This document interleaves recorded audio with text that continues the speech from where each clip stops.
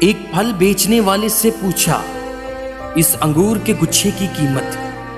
بولا 120 روپے کلو۔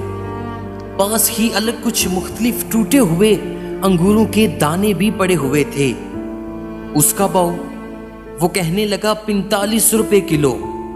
میں نے پوچھا اتنا کم دام کیوں؟ وہ بولا ہے تو یہ بھی بہت عمدہ، لیکن یہ گچھے سے ٹوٹ گئے ہیں۔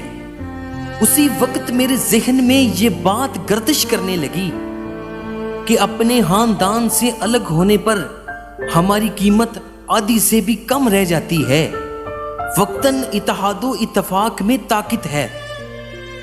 اتحاد جب مٹی نے کیا تو اینٹ بن گئی، اینٹوں نے کیا تو دیوار بن گئی، دیوار نے کیا تو گھر بنا۔ یہ بے جان چیزیں ہیں، یہ جب ایک ہو سکتے ہیں تو ہم تو پھر بھی انسان ہیں۔ ذرا سوچئے گا۔